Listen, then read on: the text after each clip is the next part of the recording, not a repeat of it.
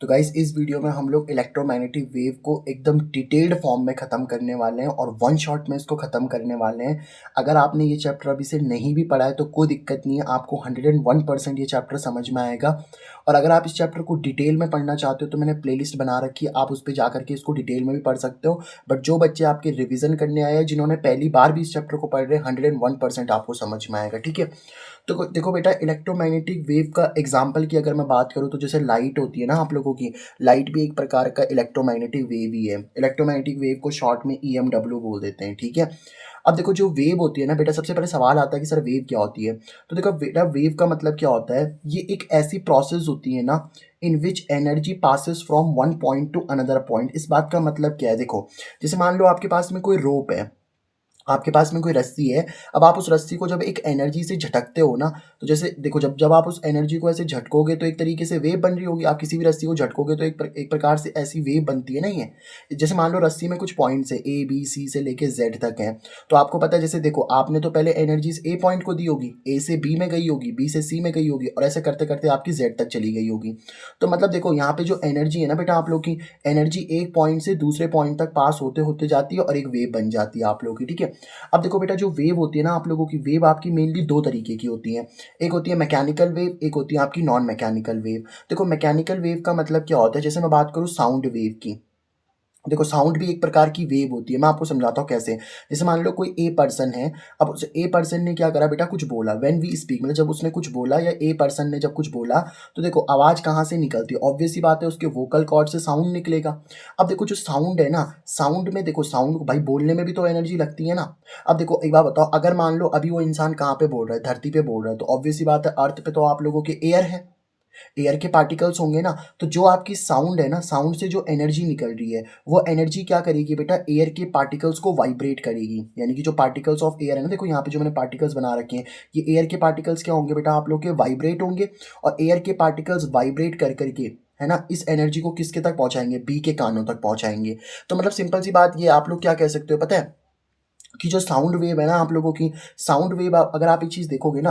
अच्छा for example मान लो कि आपके पास में स्पेस होता, तो स्पेस मतलब वहाँ तो वैक्यूम है, कोई भी पार्टिकल नहीं है। तो ए अगर अब कोई साउंड निकाल भी रहा होता तो वो बी के पास नहीं पहुँच पाती, क्योंकि अब वाइब्रेट करने के लिए कोई है थोड़ी ना। पहले देखो, पहले ए से बी तक, ए से बी के कानों तक इसलिए पहुंच पाई क्योंकि पार्टिकल्स आपके वाइब्रेट करने के लिए थे। अब पार्टिकल्स कोई है ही नहीं वाइब्रेट करने के लिए। तो मतलब जो ये साउंड वेव होती है ना बेटा, ये आप लोगों को मीडियम पे डिपेंड करती है। अगर एयर है तो ये पार्टिकल्स जा पाएंगे, मतलब अगर आपको एयर है तो ए से बी के कानों तक, मतलब जो ए ने बोला होगा बी के कानों तक सुनाई देगा। लेकिन अगर स्पेस है तो वहाँ नहीं सुनाई देता है। तो हम बोल सकते हैं कि are those wave which depends upon medium, मतलब मैकेनिकल वेव ऐसी वेव होती है जो आपकी मीडियम पे डिपेंड करती हैं। मतलब अगर एयर में हो तो देखो सुनाई दे रही है, दूसरी जगह जाओ तो नहीं सुनाई देगी। इलेक्ट्रोमैग्नेट, अब देखो ये बात तो हमने लिख दी कि मैकेनिकल वेव ही होती है। अब नॉन मैकेनिकल वेव का मतलब क्या होता है बेटा, जैसे देखो आप सन से देखो ना, सन से सनलाइट आपकी अर्थ तक आ रही है, जबकि बीच में वैक्यूम है आप लोगों का।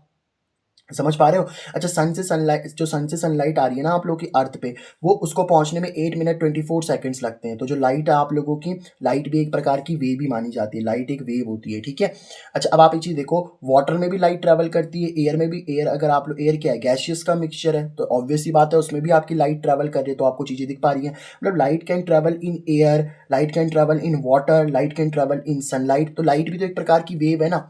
तो ऐसी वेव जो हर मीडियम में चल सके, ऐसी वेव जो हर मीडियम, मतलब जो मीडियम पे डिपेंड नहीं करती हैं, ऑब्वियस सी बात है वो नॉन मैकेनिकल वेव होती हैं। तो देखो non mechanical wave are those wave which do not depend upon medium, जो मीडियम पे डिपेंड नहीं करती, हर मीडियम में चलती हैं।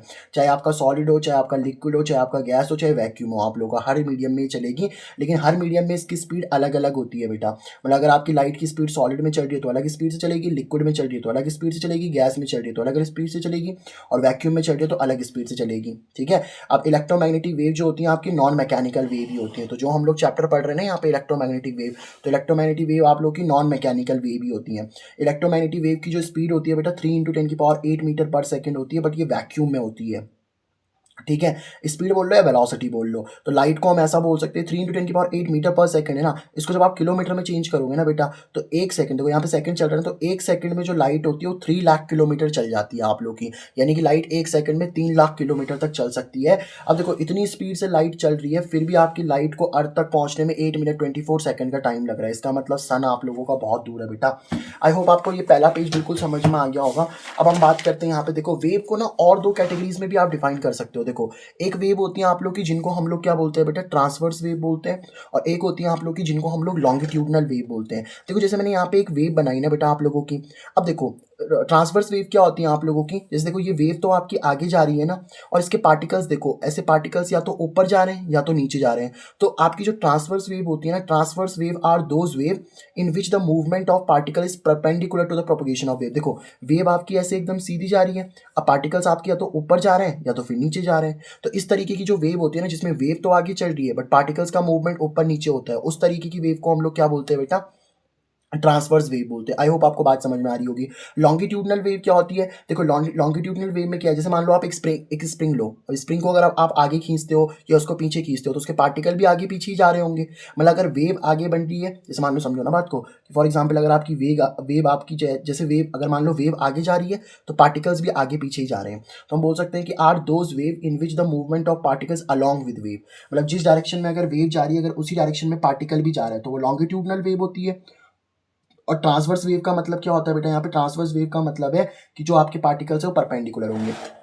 अब इलेक्ट्रोमैग्नेटिक वेव की बात करते हैं। देखो इलेक्ट्रोमैग्नेटिक वेव बेटा आप लोगों की ट्रांसवर्स वेव होती है। ट्रांसवर्स वेव बोलने का मतलब क्या होता है, देखो ये आपकी एक्स एक्सिस हो गई, ये आपकी वाई एक्सिस हो गई, ये आपकी जेड एक्सिस हो गई। बेटा वाई एक्सिस में आप लोग की होती है electric field, electric field vector quantity है इसलिए एरो लगा रखा है। जेड एक्सिस में होती है आपकी मैग्नेटिक फील्ड, इसलिए हम लोग इसको बी वेक्टर बोलते हैं। ध्यान से इस बात को समझ लेना। देखो वेव आपकी आगे जा रही होती है इस तरीके से, वेव तो आपकी आगे चल रही है, एक्स एक्सिस में वेव चल रही है बेटा आप लोगों की, है ना। अब देखो इलेक्ट्रिक फील्ड आपको वाई एक्सिस में ऐसे कम, मतलब वाई एक्सिस देखो, मतलब जैसे आपकी वेव तो देखो आगे चल रही है, इलेक्ट्रिक फील्ड वाई एक्सिस में ऐसे वाइब्रेट कर रही होगी, जेड एक्सिस में भी वाइब्रेट ऐसे बाहर की तरफ वाइब्रेट कर रही होगी। समझ पा रहे हो ना बात को। तो इसका मतलब हम बोल सकते हैं कि इलेक्ट्रिक फील्ड आपकी, और देखो इलेक्ट्रिक फील्ड हो चाहे मैग्नेटिक फील्ड को बी से दिखाते हैं ना, तो इलेक्ट्रिक फील्ड, मैग्नेटिक फील्ड और वेव की चलने की डायरेक्शन तीनों एक दूसरे के साथ परपेंडिकुलर होती हैं। तो वी क्या है यहाँ पे, वेलोसिटी किसकी, इलेक्ट्रिक वेलोसिटी किसकी है ये आप लोग की, आप बोल सकते हो वेलोसिटी है बेटा आप लोग की, किसकी वेलोसिटी है, वेव की वेलोसिटी है। तो वेव की वेलोसिटी, इलेक्ट्रिक फील्ड और मैग्नेटिक फील्ड तीनों एक दूसरे के साथ परपेंडिकुलर होते हैं। एग्जांपल्स ऑफ ईएमडब्ल्यू देख लो आप लोग, एक्सरेज हो गई, माइक्रोवेव्स हो गई, रेडियो वेव्स, ये तो अभी मैं पढ़ाऊंगा आप लोगों को। अब देखो जो वेव का आपका प्रोपिगेशन है ना, वो तो एक्स एक्सिस में चल रहा है, और मूवमेंट ऑफ पार्टिकल भाई इलेक्ट्रिक फील्ड आप लोग की या तो वाई एक्सिस में बन रही है या तो आपकी जेड एक्सिस में बन रही है मैग्नेटिक फील्ड। तो मैग्नेटिक फील्ड और इलेक्ट्रिक फील्ड देख लो आप लोग, वाई और जेड एक्सिस में होंगी, और इलेक्ट्रिक फील्ड आप लोग की एक्स एक्सिस में जा रही है ना, वेव आपकी एक्स एक्सिस में जा रही है, ठीक है। तो ये आप लोगों की बेसिकली ट्रांसवर्स वेव होती है। अब आता है बेटा आप लोगों का जिसको हम लोग बोलते हैं कंडक्शन करंट। कंडक्शन करंट को बेसिकली हम लोग आईसी से डिनोट करते हैं। देखो बेटा कंडक्शन करंट कोई नया करंट नहीं है, जो आप पहले से पढ़ते हुए आ रहे हो ना वही कंडक्शन करंट होता है। जैसे मान लो ये कंडक्टर है आप लोगों का, ऑब्वियसली बात है इलेक्ट्रॉन्स आपके नेगेटिव से पॉजिटिव की तरफ फ्लो होंगे, तो करंट आपका पॉजिटिव से नेगेटिव तरफ फ्लो हो जाएगा। अब जैसे मान लो क्रॉस सेक्शन एरिया ले लिया मैंने, तो कंडक्शन करंट क्या होता है, देखो करंट क्या होता है, चार्ज अपॉन टाइम। समझ पा रहे हो ना बात को, चार्ज अपॉन टाइम होता है आप लोगों का। तो कंडक्शन, अगर आपका मान लो छोटा सा चार्ज फ्लो हुआ तो डी क्यू लिख देंगे, और छोटे से टाइम में फ्लो हुआ तो डी टी लिख देंगे हम लोग यहाँ पे। इसको इंस्टेंटेनियस करंट बोलते हैं ना, आई इंस्टेंटेनियस करंट। आई इंस्टेंटेनियस करंट क्या होता था, D Q by D T होता था।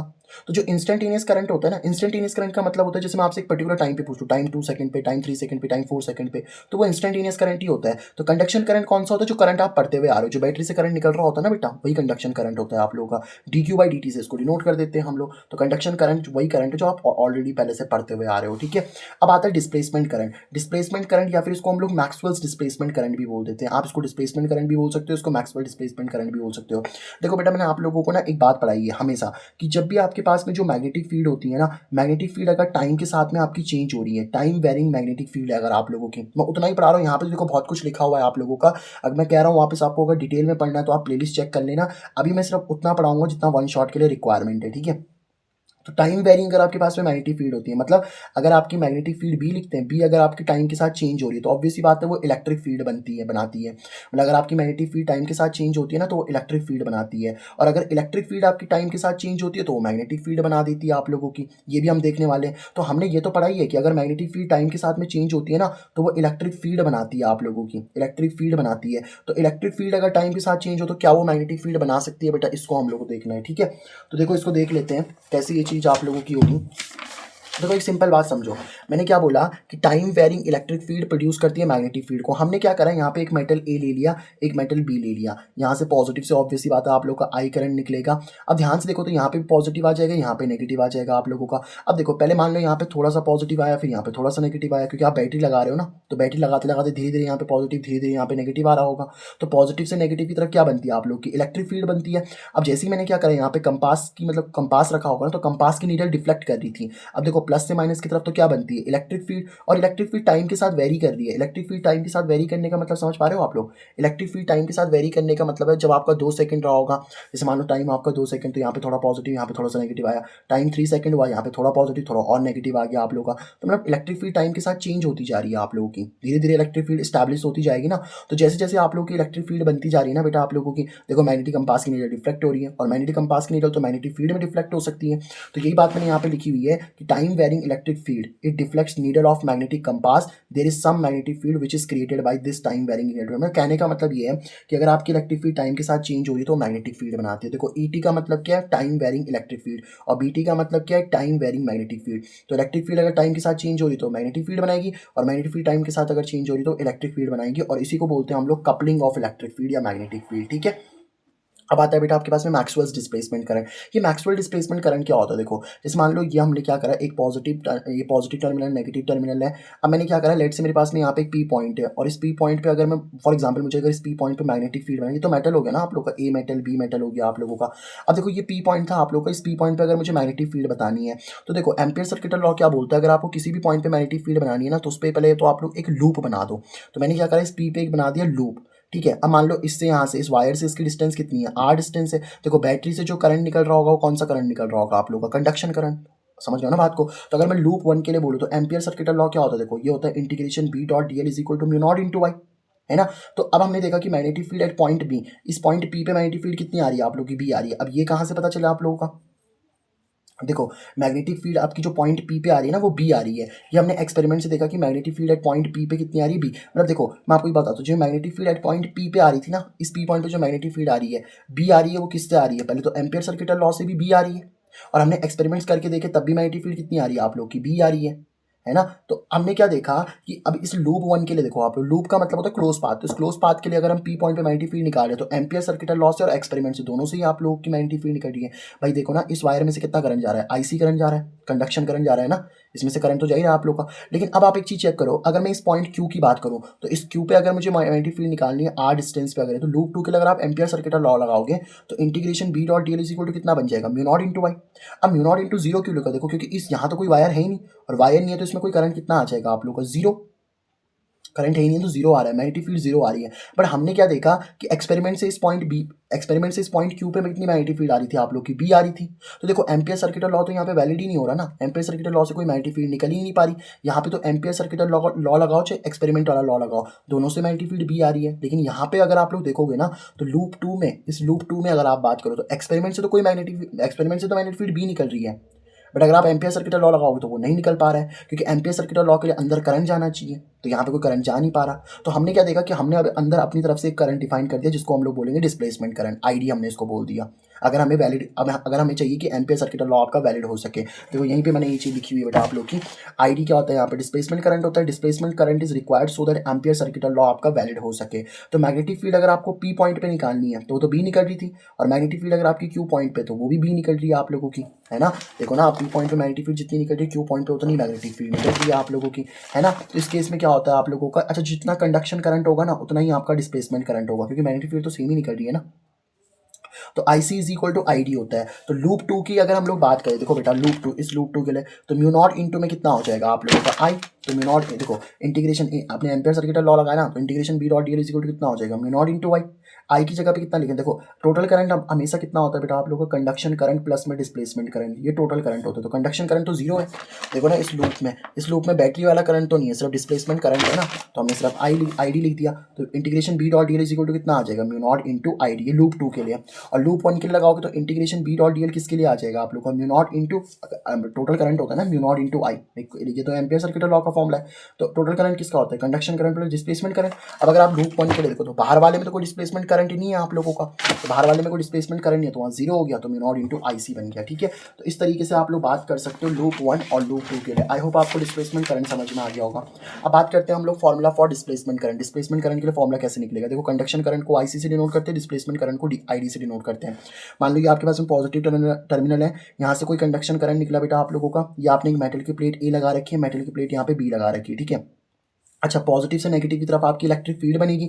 इलेक्ट्रिक फील्ड इस डायरेक्शन में है, सरफेस के परपेंडिकुलर एरिया वेक्टर होता है। जैसे मान लो कोई सरफेस है ना आप लोग की, ये सरफेस है, तो इस सरफेस के परपेंडिकुलर ये क्या हो जाएगा बेटा आप लोगों का एरिया वेक्टर हो जाएगा। तो ऐसी अगर ये सरफेस है तो इसके परपेंडिकुलर एरिया वेक्टर ऐसे हो जाएगा, पॉजिटिव से नेगेटिव की तरफ इलेक्ट्रिक फील्ड भी हो जाएगी। अच्छा अगर एक पॉजिटिव प्लेट है और एक नेगेटिव प्लेट है ना, तो उनके बीच की इलेक्ट्रिक फील्ड कितनी आती है, सिग्मा बाई एप्सिलॉन नॉट। ये चैप्टर 1 की बात है। ठीक है, तो अब आप अगर ध्यान देखो यहाँ पे क्रॉस सेक्शन एरिया इससे ए वेक्टर है आप लोगों का। देखो इलेक्ट्रिक फ्लक्स का आपने फॉर्मूला पढ़ा है ना, ई डॉट ए होता है, तो इलेक्ट्रिक फ्लक्स का क्या फॉर्मूला लिख सकते हैं हम लोग, ई डॉट ए खोलोगे तो ई ए कॉस थीटा बन जाएगा। अब देखो जिस डायरेक्शन में इलेक्ट्रिक फील्ड है उसी डायरेक्शन में एरिया वेक्टर भी है ना, तो कितना हो जाएगा, ई ए कॉस 0 डिग्री हो जाएगा आप लोगों का। थीटा क्या होता है, angle between electric field and area vector, electric field और एरिया वेक्टर के बीच का एंगल। तो इस कॉस 0 की वैल्यू तो 1 हो गई यहाँ पे, तो इलेक्ट्रिक फ्लक्स का वैल्यू कितनी आ रही है, ई ए आ रही है। अब देखो इलेक्ट्रिक फील्ड की value sigma by epsilon not, जो मैं कह रहा था सिग्मा बाई एप्सिलॉन नॉट हो जाएगी यहाँ पे, तो सिग्मा बाई एप्सिलॉन नॉट हो गया। सिग्मा क्या होती है, सरफेस चार्ज डेंसिटी है ना। आई होप मैंने आपको पढ़ाई थी यार चीज़, मतलब इस वाली एरिया पे आपने कितना चार्ज डाल रखा है इस पढ़ा है ना आपने। सिग्मा क्या होता था, सिग्मा होता था क्यू बाई ए।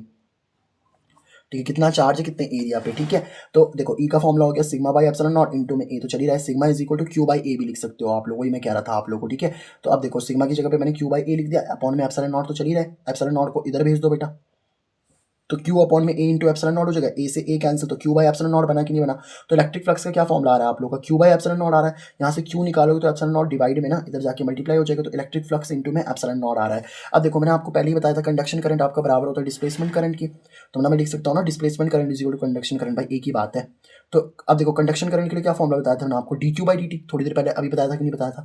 तो I D is equal to क्या लिख सकते हैं, D Q by D T. तो I D is equal to D by D T को मैंने ऐसे रहने दिया, इस क्यू की वैल्यू पुट कर दो ना यहाँ से। क्यू की वैल्यू कितनी है बताओ आप लोग की, electric flux into epsilon naught, तो electric flux into epsilon naught. Epsilon naught तो कांस्टेंट क्वांटिटी होती है, पता है ना आपको एप्सिलॉन नॉट की वैल्यू कितनी होती है, ये होती है 8.85 इंटू 10 की पावर माइनस का 12। तो बस एप्सिलॉन नॉट को बाहर निकाल दो, डी बाई डी टी 5 ई का कर दो, तो ये आपका डिस्प्लेसमेंट करंट का फॉर्मूला होता है। ठीक है, अब आती है बेटा आप लोग की बात generation of electromagnetic wave. Electromagnetic wave कैसे बनती है आप लोग की, देखो सिंपल सी बात ये समझना, अगर आपका कोई चार्ज रेस्ट पे होता है तो वो सिर्फ आपकी इलेक्ट्रिक फील्ड बनाता है। अगर आपका कोई चार्ज मूव कर रहा है कांस्टेंट वेलोसिटी से, कांस्टेंट मतलब एक समान वेलोसिटी से, तो वो इलेक्ट्रिक फील्ड और मैग्नेटिक फील्ड दोनों बनाएगा। और अगर आपका चार्ज मूव कर रहा है किसी कांस्टेंट वेलोसिटी से नहीं बल्कि एक्सेलरेटेड मोशन से कर रहा है, मतलब उसकी वेलोसिटी चेंज होती जा रही है, तो वो इलेक्ट्रिक फील्ड भी बनाता है, मैग्नेटिक फील्ड भी बनाता है, और साथ में ईएमडब्ल्यू भी बनाता है, यानी कि इलेक्ट्रोमैग्नेटिक वेव भी बनाता है। अब देखो how electromagnetic wave is generated, देखो यहाँ से ना ये जितना भी मैंने बना रखा है, यहाँ से एक बात समझ के आती है कि इलेक्ट्रिक फील्ड का आपने एक फॉर्मूला पढ़ा हुआ है के क्यू बाई आर स्क्वायर। जैसे मान लो ये प्लस क्यू चार्ज है ना आप लोग का रखा हुआ, और इस प्लस क्यू चार्ज को अगर आप क्या करते हो, इस पी पॉइंट के पास लेके आओ, इस पी पॉइंट से दूर लेकर के जाओ, तो भाई एक बार बताओ डिस्टेंस अगर आप लोगों की ज़्यादा होगी तो इलेक्ट्रिक फील्ड आपकी कम हो जाएगी। मतलब अगर आप इस चार्ज को पी पॉइंट के पास लेकर के जाओगे ना तो इलेक्ट्रिक फील्ड बढ़ेगी। अगर आप इस प्लस क्यू चार्ज को इलेक्ट्रिक फील्ड से दूर लेकर, मतलब अगर आप इस प्लस क्यू चार्ज को पी पॉइंट के पास लेके आओगे, देखो इलेक्ट्रिक फील्ड का एक सिंपल सा फॉर्मूला होता है, इलेक्ट्रिक फील्ड का एक फॉर्मूला होता है आप लोगों का के क्यू बाई आर स्क्वायर। अगर आप डिस्टेंस बढ़ाओगे तो इलेक्ट्रिक फील्ड का कम होना तय है। तो अगर आप इस पी पॉइंट के पास इस प्लस क्यू चार्ज को लेके जाओगे ना, तो पास लेके जा रहे हो तो डिस्टेंस क्या हो रही है आपकी कम, तो इलेक्ट्रिक फील्ड बढ़ेगी। दूर लेके जाओगे तो डिस्टेंस ज़्यादा हो जाएगी, तो इलेक्ट्रिक फील्ड कम हो जाएगी। मतलब आपकी इलेक्ट्रिक फील्ड बढ़ती और घटती हुई दिख रही है आप लोगों को। तो हम बोल रहे हैं कि जो एक्सेलरेटेड चार्ज पार्टिकल होता है ना आप लोगों का, वो इलेक्ट्रिक फील्ड में चेंज करता है। इलेक्ट्रिक फील्ड में चेंज क्यों करता है, देखो प्लस क्यू चार्ज आपका मूव कर रहा है, प्लस क्यू चार्ज अगर आपका मूव कर रहा है तो ऑब्वियसली बात है इलेक्ट्रिक फील्ड आप लोगों की चेंज ही हो रही होगी। समझ पा रहे हो ना बात को, तो यही चीज़ मैं कह रहा था आप लोगों को। देखो ये एक्स एक्सिस, ये वाई एक्सिस, जेड एक्सिस हो गया।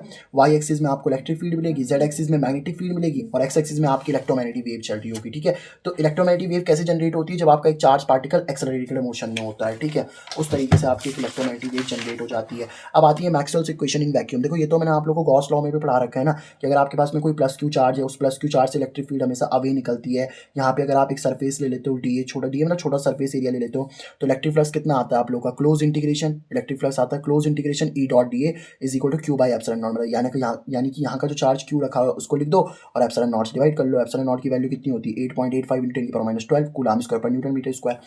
मैग्नेटिक फ्लक्स कितना होता है आप लोगों का, देखो मैग्नेटिक फ्लक्स का मतलब होता है कि आपकी कितनी मैग्नेटिक, जैसे ये बार मैग्नेट है ना आप लोगों का, देखो बार मैग्नेट नॉर्थ से साउथ, देखो बार मैग्नेट क्या होगा, बाहर नॉर्थ से साउथ की तरफ जा रहा होगा और अंदर फिर साउथ से नॉर्थ आ रहा होगा। तो देखो बाहर कितनी, मान लो बाहर आपकी एक मैग्नेटिक फील्ड लाइन निकल रही है, तो अंदर भी कितनी मैग्नेटिक फील्ड लाइन आ रही है, एक ही आ रही है। यहाँ से देखो कितनी मैग्नेटिक फील्ड लाइन निकल रही है बाहर, एक, तो अंदर भी कितनी आ रही है, एक। तो नेट मैग्नेटिक फील्ड अगर आप देखोगे ना तो वो जीरो ही आ रहा है। तो इंटीग्रेशन बी डॉट डी कितना आ रहा होता है आप लोगों का, जीरो आ रहा होता है। अब ये मैंने आपको, देखो ये वाला जो चैप्टर है ना आप लोग का, ईएमएफ जो होता है आप लोग का, वो माइनस का d∅dt होता है। मतलब सिंपल सी बात ये है कि अगर आप एक मैग्नेट लो और इस मैग्नेट को कॉइल के पास, कॉइल समझते हो ना जिसमें करंट वगैरह जा रहा है, तो अगर आप एक मैग्नेट को कॉइल के पास लेके जाओ या कॉइल से दूर लेकर के जाओ, तो आपका देखो मैग्नेटिक फील्ड चेंज होगा, मैग्नेटिक फील्ड लाइन चेंज होगी ना। देखो जैसे आप इसके पास लेकर के जाओगे तो हो सकता है मैग्नेटिक फील्ड लाइन्स आपकी बढ़ जाए, अगर आप दूर लेके जाओ तो मैग्नेटिक फील्ड आपकी कम हो जाए। तो मैग्नेटिक फील्ड बढ़ती और घटती जा रही है, तो मैग्नेटिक फील्ड जब बढ़ती और घटती है ना तो मैग्नेटिक फ्लक्स में चेंज होता है। और मैग्नेटिक फ्लक्स अगर आप लोगों का चेंज हो रहा है ना, तो d∅dt यही तो बता रहा है कि मैग्नेटिक फ्लक्स आप लोगों का चेंज हो रहा है, इसको हम इलेक्ट्रोमोटिव फोर्स बोल देते हैं। तो इलेक्ट्रोमोटिव फोर्स का फॉर्मूला माइनस d∅dt हो जाता है आप लोगों का।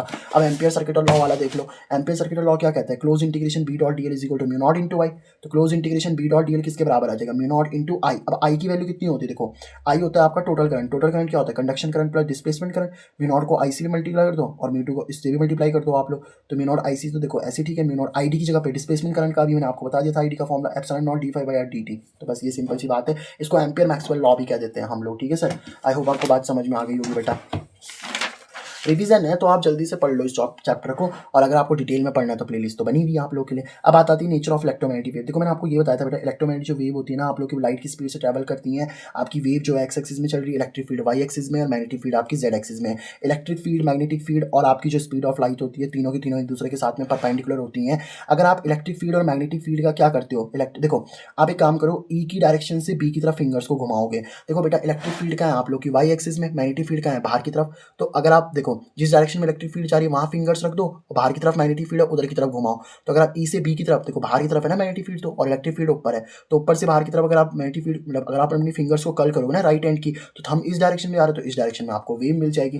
तो अगर आप ई से बी की तरफ क्रॉस प्रोडक्ट करते हो ना, तो direction of propagation of wave बन जाती है आप लोग की, मतलब थंब आपको एक्स एक्सिस दिखा रहा होगा, ठीक है। अब आती है इक्वेशन ऑफ इलेक्ट्रोमैग्नेटिक वेव। देखो बेटा एक बात बताओ, इलेक्ट्रिक फील्ड कौन सी एक्सिस में आप लोग की, वाई एक्सिस में, तो ई वाई लिख दिया मैंने। तो इलेक्ट्रिक फील्ड है आपके लोग की वाई एक्सिस में। ई नॉट क्या होता है आप लोग का, एम्पलीट्यूड ऑफ इलेक्ट्रिक फील्ड। मतलब एम्पलीट्यूड ऑफ इलेक्ट्रिक फील्ड बोलने का मतलब है कि इलेक्ट्रिक फील्ड की जो मैक्सिमम वैल्यू होती है ना उसी को हम लोग ई नॉट बोलते हैं यहाँ पे, ठीक है।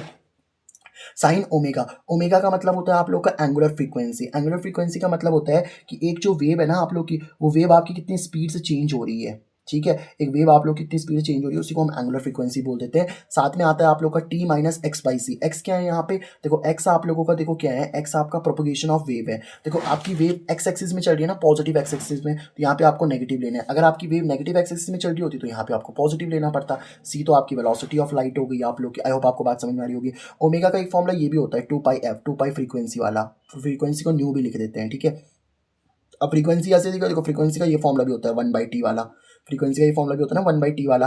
तो आप देखो ओमेगा का क्या फॉर्मूला बन गया, 2π/t भी बन गया। तो आप ये वैल्यूज भी यहाँ पे पुट कर सकते हो, ठीक है, ये वाली वैल्यूज भी आप यहाँ पे पुट कर सकते हो, ठीक है। अब इलेक्ट्रिक फील्ड हमने वाई एक्सिस में लिख देना बेटा, क्या आ गई आप लोग की, E Y is equal to E naught sine omega T minus X by T. इस ओमेगा को अंदर भेजोगे तो omega T minus omega X by C हो जाएगा, ओमेगा को अंदर भेजो। अभी जो ओमेगा बाई सी होता है ना एक कांस्टेंट होता है जिसको हम लोग के नाम दे देते हैं। ओमेगा बाई सी जो होता है ना आप लोग एक कांस्टेंट होता है उसको हम लोग के बोल देते हैं।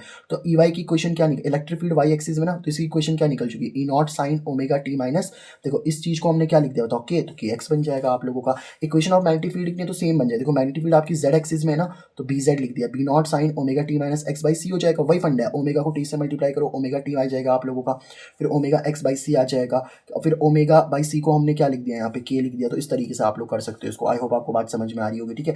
अब आता है relation between electric field and magnetic field. देखो बेटा जो एम्पलीट्यूड ऑफ इलेक्ट्रिक फील्ड होता है ना ई नॉट, और जो एम्पलीट्यूड ऑफ मैग्नेटिक फील्ड होता है आप लोगों का, तो इलेक्ट्रिक फील्ड का जो एम्पलीट्यूड होता है ना वो मैग्नेटिक फील्ड के एम्पलीट्यूड के सी टाइम्स ज़्यादा होता है। मतलब इलेक्ट्रिक फील्ड की जो वैल्यू होती है ना वो मैग्नेटिक, मतलब इलेक्ट्रिक फील्ड की जो मैक्सिमम वैल्यू, एम्पलीट्यूड का मतलब है मैक्सिमम वैल्यू, तो इलेक्ट्रिक फील्ड की जो मैक्सिमम वैल्यू है वो मैग्नेटिक फील्ड के मैक्सिमम वैल्यू की 3 × 10⁸ टाइम्स ज़्यादा होती है, ठीक है। ये रिलेशन आप लोगों का कह रहा होता है, ठीक है। आई होप आपको बात समझ आ रही होगी। अब एक काम करते हैं, यहाँ से मैं आपको सीधा इधर की बात लेके आता हूँ। देखो हम बात करते हैं यहाँ पे Maxwell's equation for the speed of light of EMW। देखो बेटा वैक्यूम में अगर हम लोग बात करें ना, तो वैक्यूम में मैक्सवेल की इक्वेशन होती है C इज इक्वल टू 1/μ0 सी क्या होती है 3 × 10⁻3 × 10⁸ मीटर पर सेकंड होती है। EMW मतलब इलेक्ट्रोमैग्नेटिक वेव। सी होती है आप लोग की speed of light in A vacuum या फिर एयर। एप्सिलॉन नॉट क्या होती है आप लोग की परमिटिविटी ऑफ फ्री स्पेस या वैक्यूम। म्यू नॉट आपको पता है परमिएबिलिटी ऑफ फ्री स्पेस या वैक्यूम होती है। ये सब टर्म्स तो आपने पहले चैप्टर में पढ़ी हुई है ना। एप्सिलॉन एम का मतलब होता है permittivity of medium, mu M का मतलब होता है परमिटिविटी। देखो सी की वैल्यू कितनी आ रही है 1/μ0 एप्सिलॉन नॉट। और अगर आप किसी मीडियम में जाते हो तो मैक्सवेल की इक्वेशन क्या होती है, देखो म्यू नॉट का मतलब है कि आप वैक्यूम की बात कर रहे हो, और मीडियम में जा रहे हो तो म्यू एम लिख दोगे, म्यू एम लिख दोगे, और एप्सिलॉन नॉट को एप्सिलॉन एम लिख दोगे। अब ध्यान से अगर आप एक चीज़ देखो ना बेटा, तो परमिटिविटी ऑफ मीडियम की अगर हम लोग बात करें, देखो एक टर्म आती है जिसको हम बोलते हैं रिलेटिव परमिटिविटी। तो रिलेटिव परमिटिविटी का मतलब होता है epsilon M upon epsilon naught, और रिलेटिव परमिएबिलिटी का मतलब होता है म्यू आर का मतलब होता है म्यू अपॉन म्यू नॉट। अभी कुछ नहीं करना आप लोगों को, सी को वी से डिवाइड। देखो म्यू एम है ना आप लोगों का, तो म्यू एम की वैल्यू यहाँ से क्या लिख सकते हो आप लोग, चेक करो, इस म्यू आर के साथ इस म्यू नॉट को मल्टीप्लाई कर दो। ऐसी एप्सिलॉन एम की वैल्यू क्या लिख सकते हो, एप्सिलॉन आर को एप्सिलॉन नॉट से मल्टीप्लाई कर दो। तो म्यू एम को क्या लिखा, म्यू आर को म्यू नॉट से मल्टीप्लाई, एप्सिलॉन आर को एप्सिलॉन नॉट से मल्टीप्लाई। अब फर्स्ट को सेकंड से डिवाइड कर लो, तो सी बाई वी कर दिया। तो देखो इस चीज़ के अपॉन में ये चीज़ आ जाएगी ना आप लोग की, ये चीज़ इधर जाके मल्टीप्लाई, ये चीज़ इधर जाके मल्टीप्लाई हो जाएगी। अब ध्यान से अगर आप लोग देखोगे ना, तो जो जो चीज़ें आप लोग की कट रही है वो मैं आपको बता देता हूँ। देखो म्यू आर से, म्यू आर तो नहीं कट रहा है सॉरी, म्यू नॉट से म्यू नॉट कट जाएगा, एप्सिलॉन नॉट से एप्सिलॉन नॉट कटेगा, तो अंडर रूट के अंदर कितना बचेगा आप लोग का, म्यू आर एप्सिलॉन आर बचेगा, ठीक है। तो अब ये जो सी बाई वी होता है ना आप लोग का, इसी को म्यू बोलते हैं। म्यू मतलब रिफ्रैक्टिव इंडेक्स होता है आप लोगों का। ये रिफ्रैक्टिव इंडेक्स का मतलब होता है जैसे लाइट आपकी एक मीडियम से दूसरे मीडियम में जाती है तो कितना बेंड होती है ना, वही आपको रिफ्रैक्टिव इंडेक्स बनाता है। तो mu is equal to C by V, ये भी आप लोग यहाँ से देख सकते हो। तो म्यू का ये फॉर्मूला आप लोग का निकल के आ जाता है, ठीक है। अच्छा, अब हम लोग बात करते हैं बेटा यहाँ पे इलेक्ट्रोमैग्नेटिक स्पेक्ट्रम की। देखो इलेक्ट्रोमैग्नेटिक स्पेक्ट्रम को याद करने का एक सिंपल सा तरीका है आप लोगों का, ऐसे याद कर लो, गाड़ी XUV इन माई रेंज, ठीक है। गाड़ी XUV में देखो गाड़ी से क्या आ जाएगा आपका गामा रेस, एक्स से क्या आ जाएंगे एक्स रेस, यू से क्या आ जाएंगे आपकी यूवी रेस, वी से क्या आ जाएगा आपका विवग्योर, इन से क्या आ जाएगा इंफ्रारेड रेस, माई से क्या आ जाएगा माइक्रोवेव, और रेंज से क्या आ जाएगा राडियो वेव। जब आप यहाँ से जब आप ऊपर से नीचे जाते हो ना, तो वेवलेंथ आपकी इंक्रीज करती है, ठीक है। और जब आप ऊपर से नीचे जाते हो तो फ्रीक्वेंसी आपकी डिक्रीज करती है। वेवलेंथ और फ्रीक्वेंसी एक दूसरे के रेसिप्रोकल होती है, ठीक है। देखो गामा रेस की जो वेवलेंथ होती है ना बेटा आप लोगों की, वो 10⁻³ नैनोमीटर से भी छोटी होती है, मतलब 10⁻12 मीटर बोल सकते हो। और आप मीटर में चेंज करना चाहते हो तो हेनरी बैककोल्डर ने इसकी डिस्कवरी करी थी। प्रोडक्शन कैसे होता है इसका, जब radio active DK of nucleus होता है, मतलब अगर कोई आपके पास में न्यूक्लियस है ना, और वो न्यूक्लियस जब आपका टूट जाता है ना, तो उस टाइम पे आपकी ये निकलती है, आपकी गामा रेज निकलती है। यूज़ क्या होता है, देखो इनकी पेनिट्रेटिंग पावर बहुत ज़्यादा होती है। पेनिट्रेटिंग पावर ज़्यादा होने का मतलब ये है कि आपकी किसी भी चीज़ को छेद सकती हैं, तो इसीलिए क्या होता है ये आपकी कैंसरस सेल को किल करने के काम में आती हैं। और साथ ही में आप लोग अगर एयरक्राफ्ट वगैरह में कोई इंजन वगैरह में कोई अगर क्रैक वगैरह आ जाता है ना, तो उसमें भी ये डिटेक्ट करने में काम आती हैं आप लोग की, ठीक है। अब बात आती है एक्सरेज की। तो एक्सरेज की वेवलेंथ वगैरह तो आप देख लेना बेटा, इनको याद कर लेना, ठीक है। वेवलेंथ रेंज इनकी 10⁻³ नैनोमीटर से 1 नैनोमीटर तक होती है। फ्रीक्वेंसी इनकी इतने से इतने तक होती है, ठीक है। प्रोडक्शन कैसे होता है, जब आप बहुत सारे जैसे होता क्या है कि आप बहुत फास्ट मूविंग इलेक्ट्रॉन को क्या करते हो, किसी मेटल की सरफेस पे अगर आप हिट करते हो ना, तो आपकी एक्सरेज बन जाती हैं इस तरीके से। अगर आपकी बोन्स में आपकी फ्रैक्चर आ रहा है तो उसको डिटेक्ट करने में काम आएगा। मशीन पार्ट्स में अगर कोई क्रैक है तो उसको फाइंड करने में काम आएगा। अल्ट्रा वायलेट रे, यूवी रेस से बचने के लिए आप लोग क्या करते हो, सनस्क्रीन वगैरह लगाते हो कि नहीं लगाते, भाई मैं तो लगाता हूँ, आपका पता नहीं। तो अल्ट्रा वायलेट रेस होती हैं आप लोगों की, तो इनकी वेवलेंथ रेंज तो देख लेना बेटा आप लोग कितनी होती है, 10⁻³ नैनोमीटर से 10⁻7 नैनोमीटर तक होती है ना। यूवी रेज होती हैं आप लोग की, JW रिटर्न ने इनकी डिस्कवरी की थी, इसकी रॉन्टेजन ने करी थी, ठीक है। तो प्रोडक्शन क्या होता है, सन है भाई, ऑब्वियस सी बात है। इसका यूजेस क्या होता है, फूड प्रिजर्वेशन में होता है, माइक्रो ऑर्गेनिज्म को किल वगैरह में भी करने होता है। मैं वापस कह रहा हूँ, ये मैं रिवीजन करा रहा हूँ, आप इस चैप्टर को अगर डिटेल में पढ़ना चाहते हो तो प्लेलिस्ट जा करके चेक करो, ठीक है। विजिबल लाइट की बात करें तो विजिबल लाइट की जो वेवलेंथ होती है बेटा 400 नैनोमीटर से लेकर 700 नैनोमीटर तक भी होती है आप लोगों की, है ना। अब 10⁻⁻7 इतना ऐसा भी बोल सकते हो। विजिबल लाइट वही होती है जो आपको दिखाई देती है। प्रोडक्शन क्या होता है उसका, सन बल्ब वगैरह, है ना, सन से निकलती है ना आपकी विजिबल लाइट। मेन यूजेस आपका विजन में देखने में काम होता है इसका। इंफ्रारेड वेव्स कौन सी होती है बेटा आप लोग की, इंफ्रारेड, अच्छा विजिबल लाइट का मेन क्रेडिट जाता है खोजने का न्यूटन को, ठीक है। इंफ्रारेड वेव्स की अगर हम लोग बात करें, हार्शल ने इसकी डिस्कवरी करी थी। वेवलेंथ इनकी इतने से इतने तक 700 नैनोमीटर से लेकर 1 मिलीमीटर तक होती है आप लोग की, है ना। प्रोडक्शन क्या होता है आप लोगों को, देखो कोई भी हीटिंग ऑब्जेक्ट है ना, तो उस हीटिंग ऑब्जेक्ट से जो चीज़ आपकी निकल रही है ना, वो इंफ्रारेड वेव से तो है आप लोगों की। हीटिंग ऑब्जेक्ट से जो भी चीज़ें निकल रही है ना, जैसे कोई हीटिंग ऑब्जेक्ट है तो उससे जो हीट निकल रही है वो इंफ्रारेड वेव से आप लोगों की, है ना। थेराप्यूटिक पर्पसेज में भी होता है आप लोगों को। थेराप्यूटिक पर्पसेज का मतलब मैं आपको समझाऊं, जैसे आपके पास में आपने देखा होगा ना, किसी की बैक वगैरह पेन हो रही है तो वो गर्म सा वो लगा देते हैं, इस तरीके का होता है वो, हाँ ऐसे बना रखा है, मैंने समझाया होगा ना बच्चों को, तो इस तरीके से होता है, वो लगा देते हो तो उनका थोड़ा सा रिलीफ मिलता है उनको, ठीक है। अब आती है बात माइक्रोवेव्स की। माइक्रोवेव्स की वेवलेंथ होती है 1 मिलीमीटर से लेकर 0.1 मीटर तक होती है। फ्रीक्वेंसी इनकी लगभग 10⁻11 से भी लेस होती है। प्रोडक्शन की बात करोगे तो मैग्नेट्रॉन वॉल्व में इनका प्रोडक्शन होता है। प्रोडक्शन की बात अगर हम लोग करें तो समझाता हूँ मैं आपको। एक वैक्यूम ट्यूब होती है, एक ऐसी डिवाइस होती है जिसमें इलेक्ट्रिसिटी और मैग्नेटिक मैग्नेटिक फील्ड दोनों प्रोड्यूस की जाती हैं आप लोगों की। तो जैसे ये वैक्यूम ट्यूब है, इसमें इलेक्ट्रिसिटी और मैग्नेटिक फील्ड दोनों प्रोड्यूस कर दी। मेन यूज़ तो इसका हीटिंग के लिए होता है, माइक्रो ओवन में आप खाना गर्म करते हो। रेडियो वेव्स की बात करें तो इनकी वेवलेंथ 0.1 मीटर से ज़्यादा ही होती है, फ्रीक्वेंसी तो लेस देन 10⁹ होती है आप लोग की। एंटोनी मार्कोनी ने इसकी डिस्कवरी करी थी। प्रोडक्शन की बात करें तो बहुत तेज़ी से मूव करने वाले इलेक्ट्रॉन्स को जब आप फेंकते हो ना, तो उससे इसका प्रोडक्शन होता है। यूजेस क्या है इसका? रेडियो कम्युनिकेशन में इसका यूज़ होता है। रेडियो में आप यूज़ करते हो ना भाई साहब रेडियो वेव्स को। तो बेटा ये हो गया आप लोगों का जो हमारा इलेक्ट्रोमैग्नेटिक वेव नाम का चैप्टर था।